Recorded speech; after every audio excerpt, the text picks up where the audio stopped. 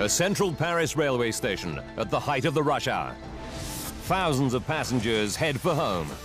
Suddenly, a runaway train hurtles towards the station.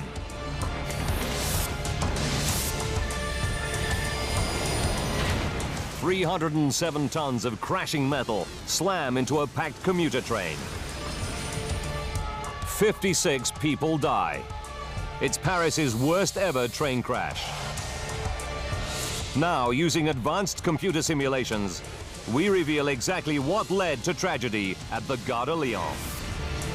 Disasters don't just happen, they're a chain of critical events. Unravel the clues and count down those final seconds from disaster.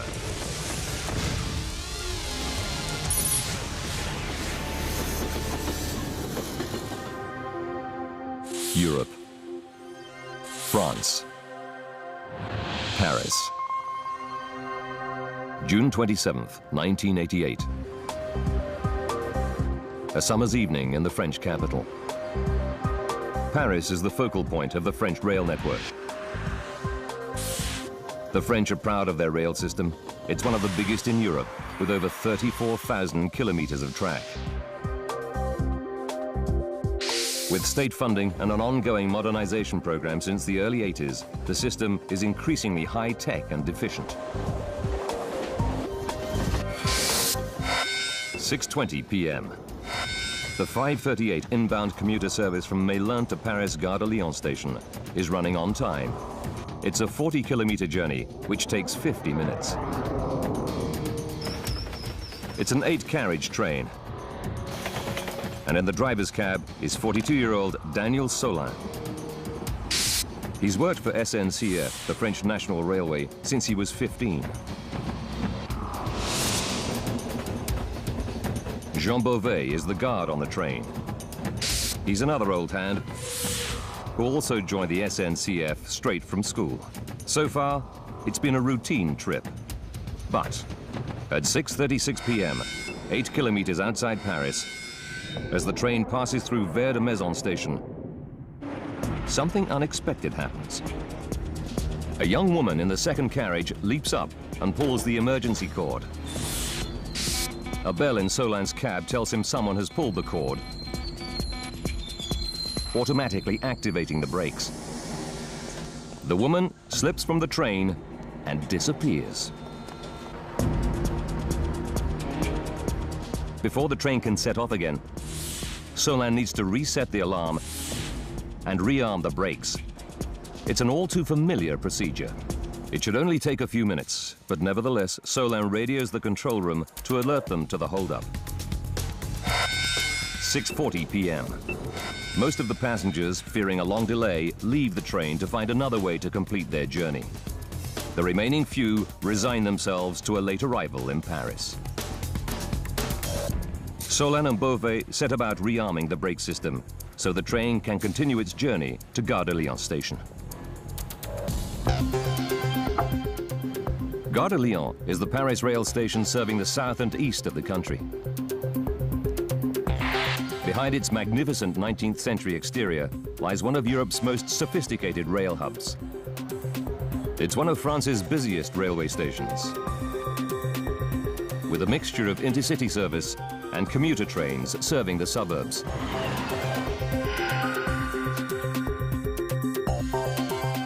The nerve center coordinating all train movements is the station's control room. Duty manager tonight is André Tollens. He's in charge of safety and ensuring that the 360 trains into and out of the station run as smoothly as possible. Always at the back of his mind is the threat of terrorism. For the past 7 years, Arab militant groups have been targeting Paris. They're protesting about French troops in war-torn Lebanon and demanding the release of Arab prisoners.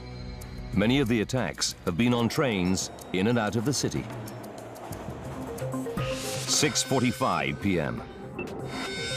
Hurrying towards Gare de Lyon station to catch a train home is commercial assistant Colette Paquelet.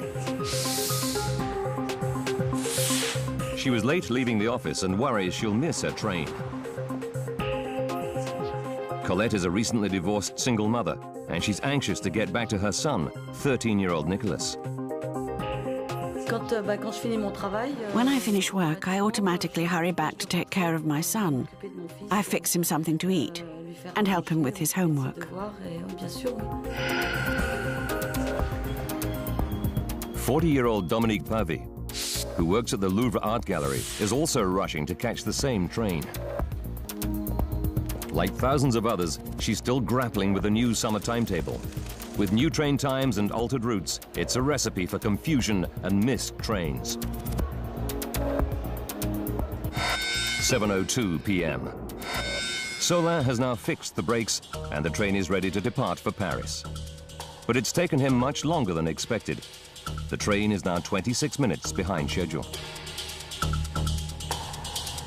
Controller Tolance instructs Solin to skip the next scheduled stop, Maison-Alfort, and travel non-stop to Gare de Lyon to make up time. But Solin's late train isn't Tolance's only headache. 7:04. There's now a problem on one of the commuter trains due to leave Gare de Lyon.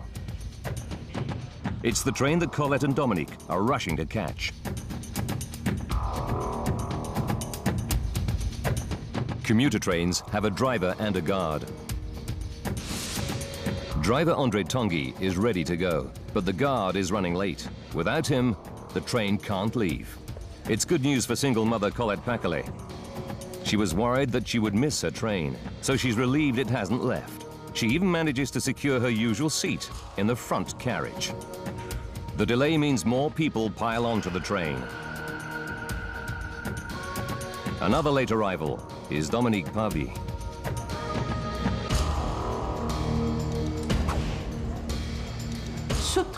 The train was packed.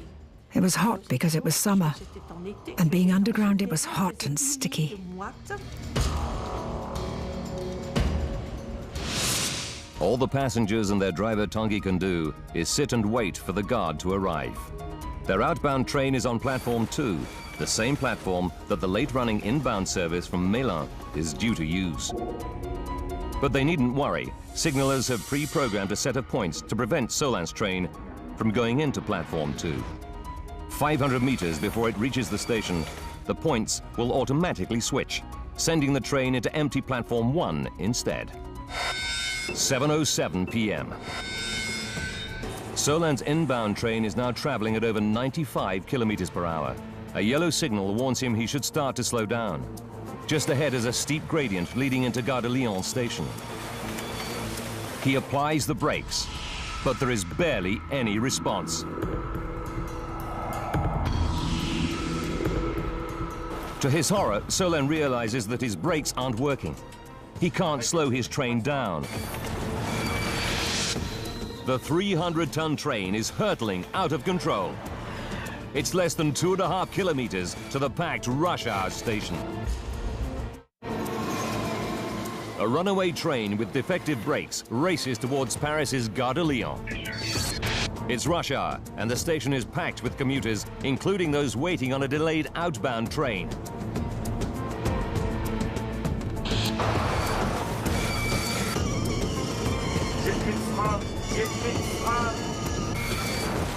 Daniel Solin, the driver, is getting desperate. He knows there should be a handbrake somewhere on the train. Guard Jean Beauvais hurries to look for it. We asked ourselves what was happening to us. We tried the brakes, but there was no response. So I decided to go down the train to look for handbrakes.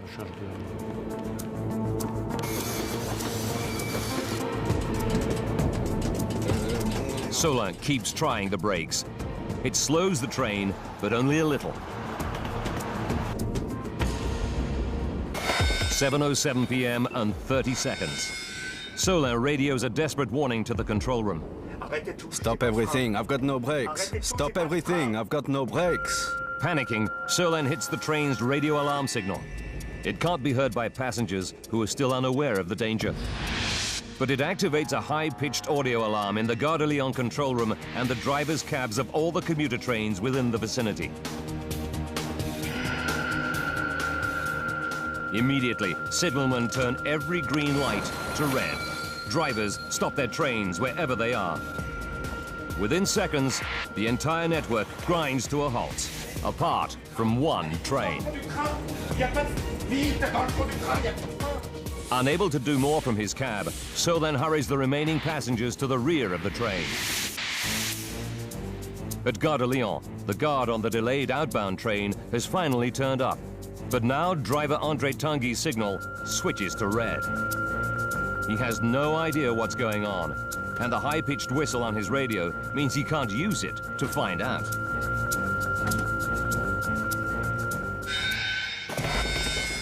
"7:08 p.m.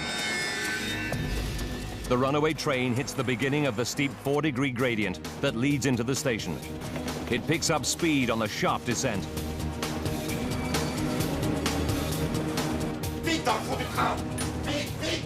Driver Seul manages to get all the passengers into the last carriage. They brace themselves for the inevitable impact. Panique. There was a lot of panic. Train guard Beauvais is still desperately searching for a handbrake. I asked myself what was going to happen to me. Was this going to be my last moment?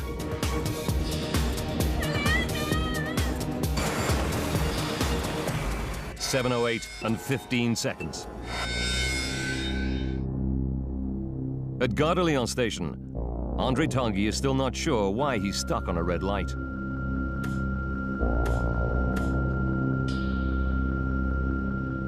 In the second carriage, passenger Dominique Pavy has had enough of the wait. It was difficult to get off the train, as there were so many people. Excuse me, excuse me. Dominique has to squeeze past other passengers to get to the exit. 7:08 and 30 seconds. Signal operators catch sight of the runaway train rushing past them. Instead of being routed to empty platform 1 as planned, it's heading straight for Tanguy's packed commuter train.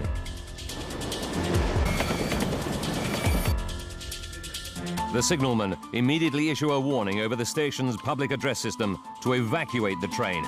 Attention, attention. Andre Tanguy hears it. He shouts over the train's intercom to evacuate the train fast.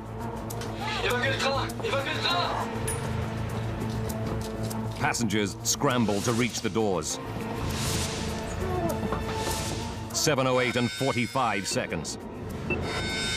Tanguy sees the runaway train heading straight for him. But he knows his train must still be packed with people trying to get off.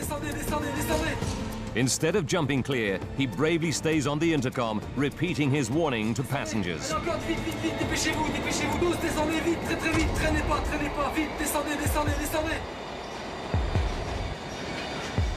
Seconds later, 307 tons of runaway train smash into the commuter train on platform 2.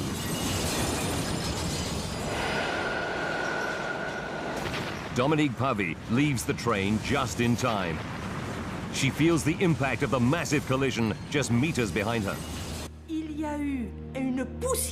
There was a great black dust cloud, a horrific black cloud that was suspended around the train. I could hardly see anything. The dust fell pretty quickly, and it was then that I realized that one train had run into another. And the train that came down from the tunnel had split the first carriage of my train completely in two. On the runaway train, all the passengers have made their way to the rear. Most escape without serious injury. At the moment of impact, I was walking into the last carriage. I heard a great noise and felt a small shock. I didn't even fall over. I just grabbed a railing. But those still on Tanguy's stationary train do not fare so well. Tanguy doesn't stand a chance. The impact kills him instantly. Single mother Colette Paquelet is in the front carriage, which takes the full impact of the crash.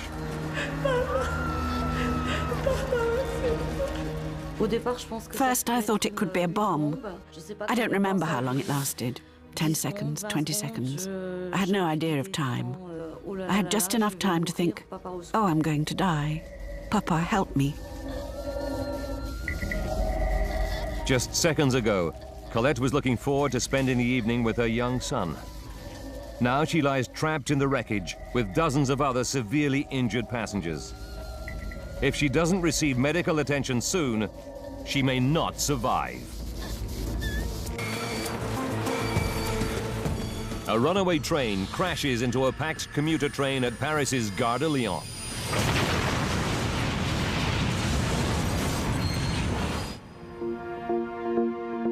A photojournalist captures the full horror of the collision just seconds later. A scene of total devastation confronts André Beauvais, the guard on the runaway train.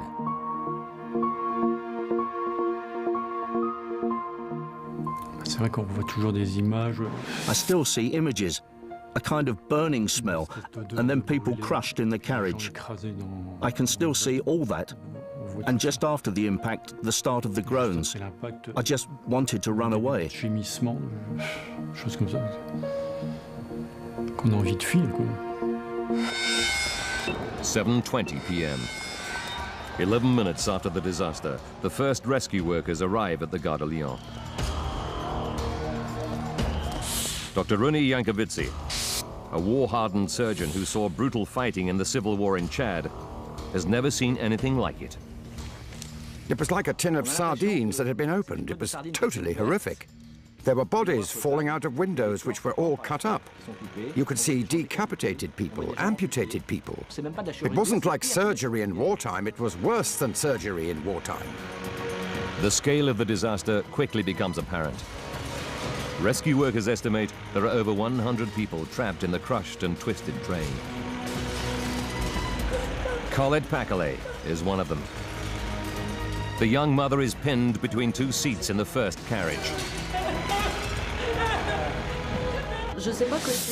I don't realize that I'm crushed under the metal, or that a train has crashed into us. All that I'm thinking is that I want to get off the train. 7:30 p.m. Many of the passengers have suffered serious crush injuries in the collision. They must act fast. But there's a problem. The crumpled metal of the train prevents rescuers from reaching many of the survivors. Finally, the rescue team is able to free Colette from the metal seats trapping her. 11 p.m. Colette is one of the lucky ones. Dozens of others are still trapped under tons of wreckage. Medics know that many will die from loss of blood and shock if they can't be rescued soon. Dr. Yankovitsi and his team have to make a grim decision. He realizes the only way of freeing the most seriously injured in time is to amputate their trapped limbs. Once on the platform, the full extent of Colette's injuries becomes apparent. Her hip and pelvis are fractured, and she's now lost a dangerous amount of blood. Doctors fear she may not make it through the night. The mayor of Paris, Jacques Chirac, and the Minister of Transport visit the scene of the crash. The rail operator SNCF is a state-owned company. They want answers, and they want them quickly. 12 noon. Now the weary emergency teams are recovering only bodies.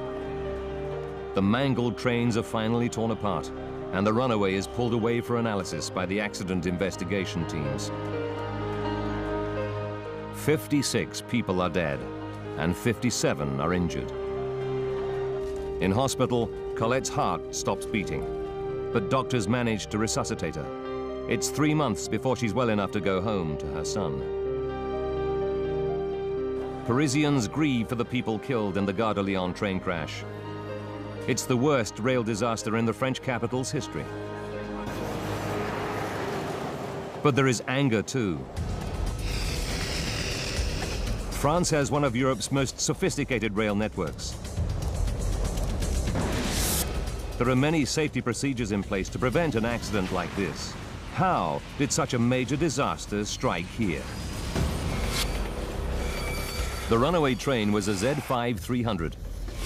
There are up to 140 trains of the same design in use on rail routes into Paris. Since the brakes on Solin's train appear to have failed, could other trains of this type also harbor a hidden fatal flaw? The next day, the French government appoints a 6-man team to conduct a state investigation. Now, by rewinding events and going deep into that investigation, we can reveal what really happened at the Gare de Lyon. Why did the train's brakes fail? Why did no one reroute the train to safety? And why did many passengers on platform 2 find out too late that a runaway train was heading straight for them? Advanced computer simulation will take us where no camera can go, into the heart of the disaster zone.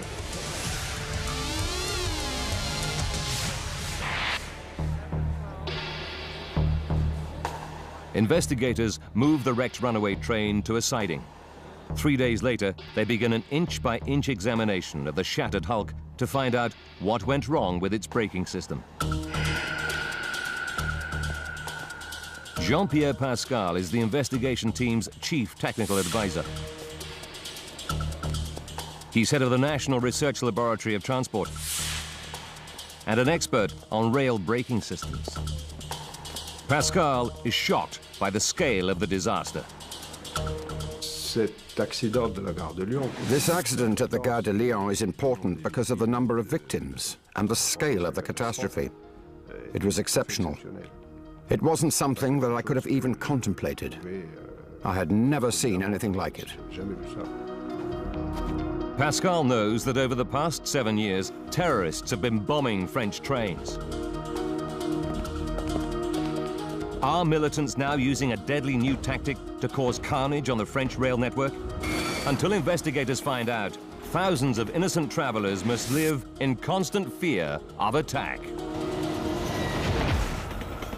Jean-Pierre Pascal is investigating what caused a runaway train to crash at the Gare de Lyon, killing 56 people.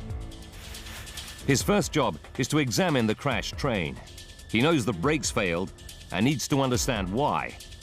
As he sifts through the wreckage, he immediately finds something suspicious. It appears a crucial brake valve has been closed. The valve that feeds air down through the train to work the brakes was closed. It should have been open. It's a disturbing discovery. Did someone interfere with the brakes on the runaway train? Investigators must consider a shocking possibility that the runaway train was the victim of a deliberate act of sabotage.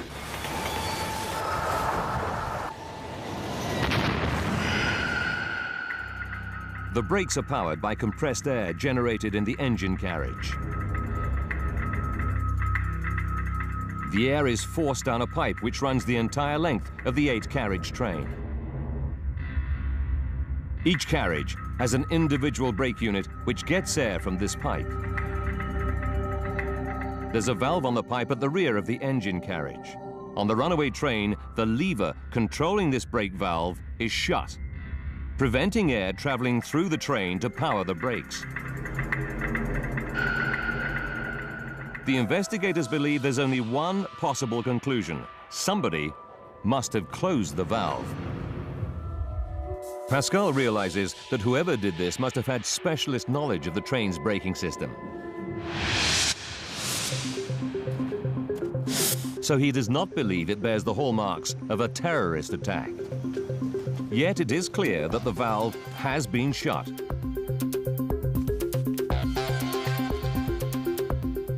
So who closed it? He questions the train's driver, Daniel Solin, and guard Jean Beauvais to see if they can shed any light on the mystery. Solin tells him the brakes were working fine for the first 58 minutes of the journey.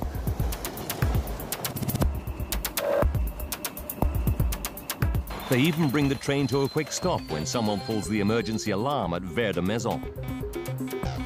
33 minutes to disaster. The valve must have been closed after this event. Could the person who pulled the emergency cord be involved? Nobody can explain why she pulled the cord, and she was gone before the guard could question her. The media puts out an appeal to find who pulled the emergency cord. The day after the crash, Odile Miroir, a 21-year-old single mother, comes forward. Miroir explains that she normally takes this train to Gare de Lyon to pick up her children from school. She doesn't know that the new summer timetable means the train no longer stops there. Panicking about not being at school in time, she pulls the emergency cord. It automatically activates the brakes throughout the train. Investigator Jean-Pierre Pascal concludes that her actions are irresponsible, but not suspicious. Now Pascal probes the guard, Beauvais, about what happened after the train was abruptly halted at Gare de Lyon. Guard Beauvais tells him that he goes to reset the emergency cord handle, but the handle is stuck. He can't shift it. The reset handle for the emergency brakes is between the first and second carriage. At the time, you had to go between two carriages. There was a small handle. It wasn't easy. The handle is also very close to the crucial brake valve lever that Pascal discovered had been moved. But neither man recalls anything untoward about the lever. The train driver Solin now has a go, but it's stuck fast. I didn't see exactly what he was doing. We were in a very small space. There were maybe 20 inches between the carriages. After several minutes of sweating, Solin finally shifts the handle, returning the brakes to normal. But when he returns to his cab, he discovers the brakes are still locked. Pascal is puzzled. Why didn't the standard resetting procedure unlock the brakes? He scrutinizes the layout of the braking system on the runaway train and discovers something intriguing. If the brake pipe lever is turned to the off position, a safety mechanism kicks in, keeping the brakes locked even after resetting the emergency cord. It's a fail-safe system to stop a train from going anywhere without pressurized brakes. Pascal had thought someone closed the valve, perhaps in an act of sabotage. Now he suspects there may be another explanation. Could Solin have closed it by mistake? He examines his interview with Solin more closely.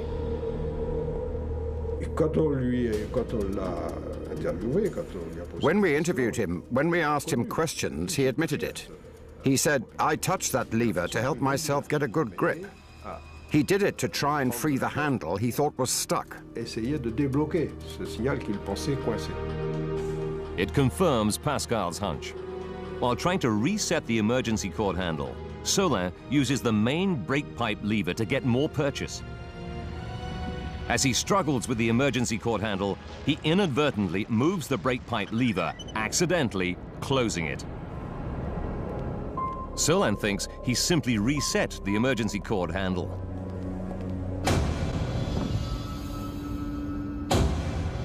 But by closing the brake pipe valve, he's cut off the air supply from the engine that feeds the brakes throughout the train. The brakes in the last 7 carriages are now locked to the on position. But this gives Pascal another puzzle. If the brakes are left on, how does Solin get the train moving again? The only ways to release the locked brakes are by repressurizing the whole system or by manually unlocking each brake individually. Standard procedure dictates that Solin should call out the engineers, who probably would have detected his terrible mistake. But anxious to get going, Solin ignores the rules and tries to unlock the brakes himself. But crucially, he doesn't realize that he's moved the brake lever and that the system is locked due to lack of pressure. Instead, he's convinced the brakes are locked because of another common problem. He said to himself, "I'm faced by a situation well known to railwaymen, which is a case of too much pressure." Solin believes there's an airlock in the brake system. This can sometimes happen when the emergency cord is pulled, causing too much pressure around the individual brakes. He thinks that if he can bleed some of it out, the airlock will dissipate and the brakes will unlock. Solin works his way along all 7 carriages, assisted by Beauvais. Mr. Solin purged the brakes until I said it was fine. I'm not really a technician, but I assisted his actions.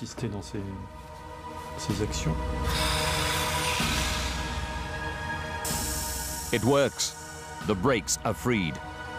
But Solin's actions are catastrophically misjudged. He has not cleared an airlock and reset the brakes to normal. Instead, he has bled away what precious little air there was left in the system.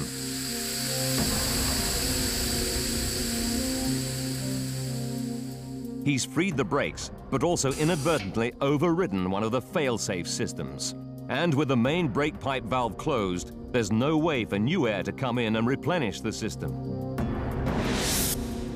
With no air left in the system, the train has barely any brakes. Pascal and the team have uncovered a horrifying catalogue of human error. Solin not only disabled the main system for feeding air into the brakes, he then went on to painstakingly disarm the brakes on every passenger carriage. Solin is totally unaware of what he's done. He tells Pascal the brake system pressure gauge in his cab shows the correct reading. He takes it to mean all his brakes are working. In fact, when Solin closed the main brake valve, he isolated the driver's carriage from the rest of the train. The gauge is actually only showing the pressure in the first carriage. 7:02 p.m. Solin finally sets off again for Paris's Gare de Lyon. He's anxious to make up time and quickly reaches over 100 kilometers per hour. Now a 300-ton train with 1/8 of the braking power it needs is heading for Gare de Lyon. But even now, there is still a chance to stop the train. According to the new summer timetable, there's one more scheduled stop at Maison-Alfort, 6.5 kilometers from Gare de Lyon station. Maison-Alfort is on level ground. Had Solin tried his brakes here, then he would have had plenty of time to come to a natural stop, a full 4 kilometers before reaching Paris. Pascal needs to find out why Solin didn't discover his brakes weren't working at Maison-Alfort. He questions André Tollens, the duty controller at Gare de Lyon that night. The train is now running 26 minutes late and may throw other trains in the busy timetable off schedule. To make up lost time, Tollens orders Solin not to stop at Maison-Alfort and to continue direct to Gare de Lyon. 6 minutes from disaster. Solin drives straight through the station. The last chance to use his brakes before the hill down into Gare de Lyon is lost.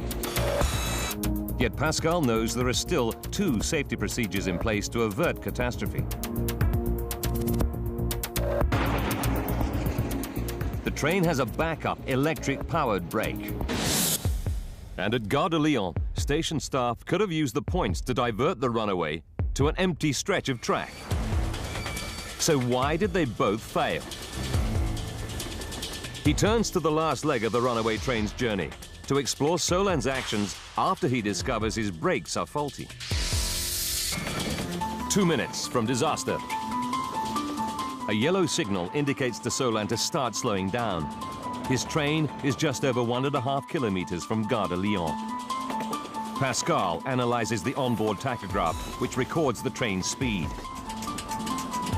It confirms that even with just one working brake, Solin does manage to slow the train down from 96 to just 45 kilometers per hour. But then he hits the 4-degree incline, heading down to the station, and picks up speed again.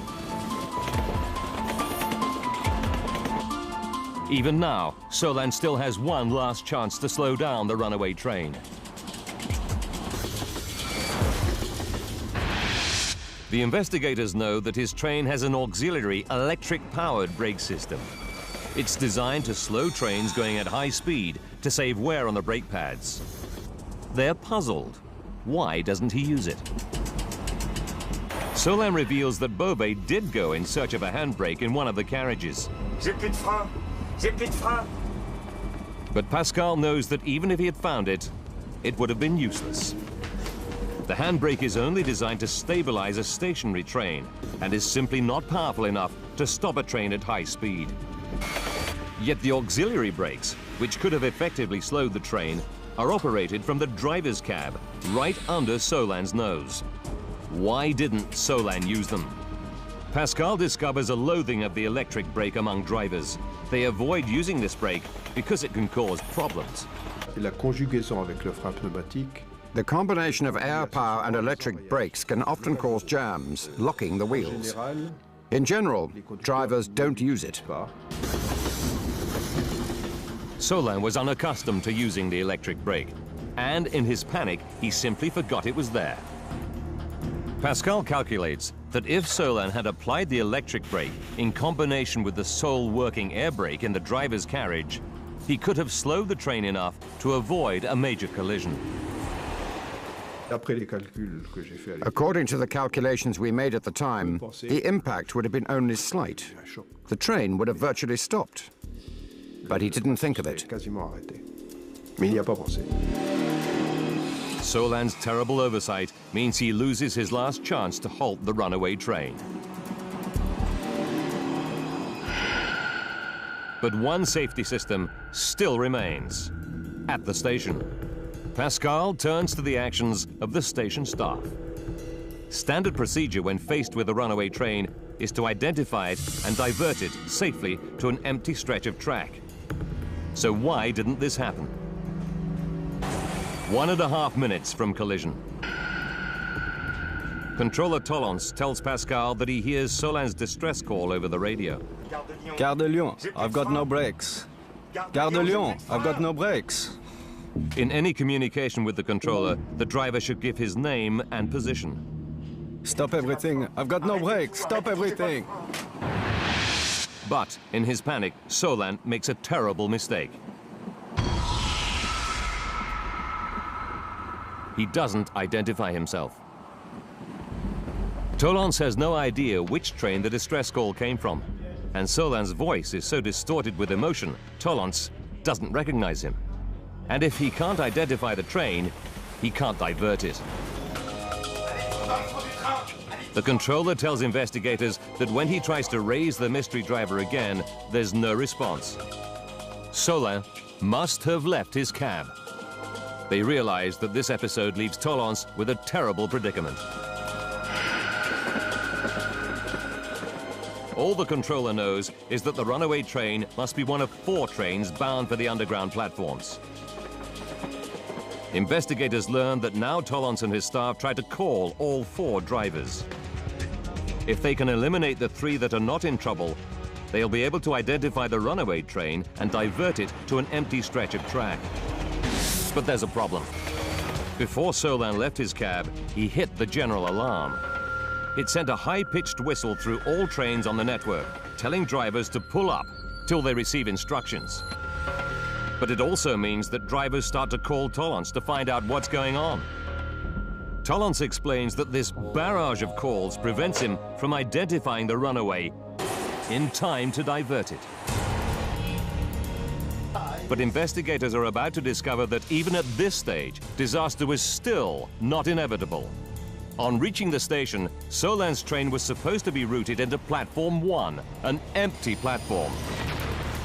So how did it end up plowing into a packed commuter train?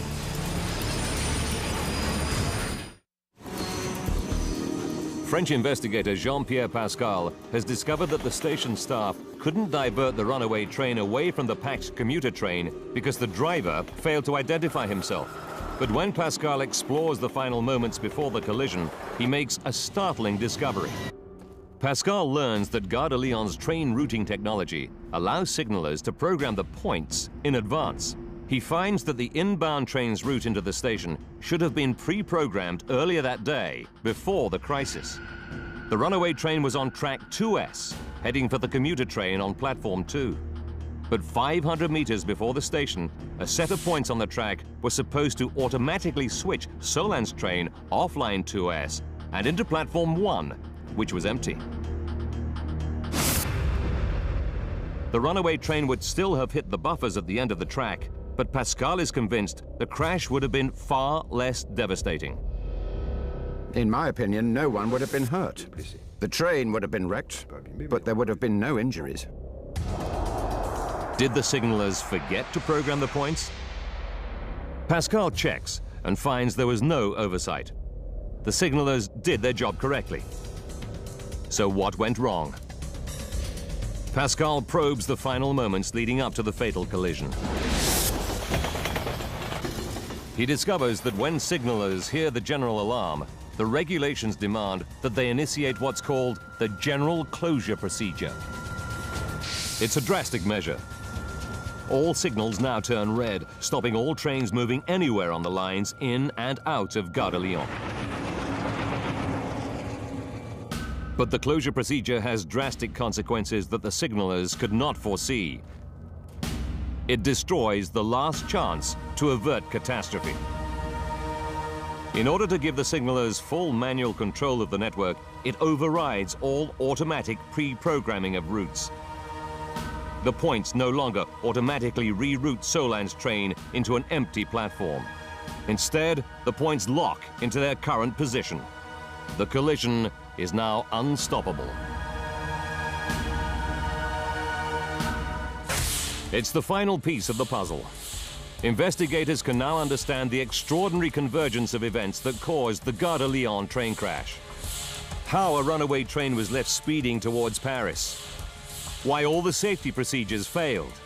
And how a final twist of fate left hundreds of homeward-bound rail passengers seconds from disaster. 33 minutes to disaster. On the Melun to Paris train, a young woman pulls the emergency cord, slamming on the brakes. The emergency cord must be reset to return the brakes to normal before the train can depart. While doing so, Daniel Solan inadvertently closes the air supply to the brakes, rendering them useless and locked on. 20 minutes to disaster. Solan wrongly diagnoses an airlock and bleeds air from the brakes to clear it. 7 minutes to go. The inbound train resumes its fatal journey to Gare de Lyon station. But what no one knows is that it now has just a tiny fraction of its normal braking power. 2 minutes to impact. Solan tries the brakes, but gets almost no response. He radios the station, but forgets to identify himself or his train. 90 seconds to disaster. Solan hits the emergency alarm. It prompts signalers to override the automatic routing system that would take the runaway train to an empty platform.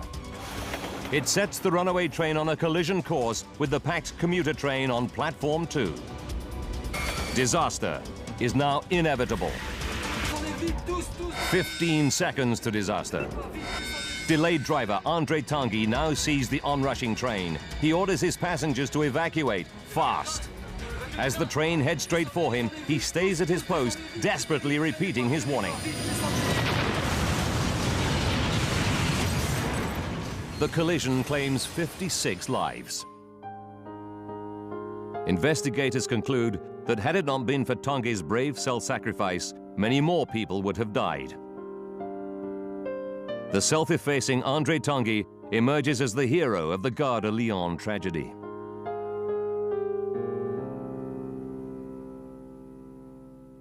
Pascal and the investigation team found that the main cause of the Gare de Lyon crash was driver error. But they also highlighted several technical and safety shortcomings in the rail system. They found that the brake pipe lever was too easily accessible and vulnerable to sabotage. The radio system was overcomplex and drivers needed more training in its use. And they recommended that signalers should be able to turn all signals to red without automatically overriding pre-programmed routes. Odile Miroir, who pulled the emergency cord, Daniel Solan and controller André Tollens all faced criminal charges for their role in the accident. Tollens and Miroir were cleared. Daniel Solan served 6 months of a 4-year prison sentence for manslaughter. Survivor Colette Paquelet made a full recovery. However, she remains angry that the buck stopped with Solan, the runaway train driver. She believes the train company should also take responsibility. La SNCF est fautive, mais je veux dire, la SNCF... My feeling is that the SNCF is at fault, the SNCF as a whole. It's not one person or two people. It's a whole bunch of things that went wrong that day. Voilà, ça a merdé, entre guillemets, ce jour-là, et voilà. Although she had a lucky escape, Dominique Pavie remained haunted by the fact that she survived when so many perished. Then in 2002, she decided to attend a remembrance service at the Gare de Lyon. There she met relatives of the dead for the first time. And then something happened I'll never forget. Something very moving. 5 or 6 people stayed behind and moved closer to me and said, "Madame, you're the only link with our dead." And that was something I'd never imagined.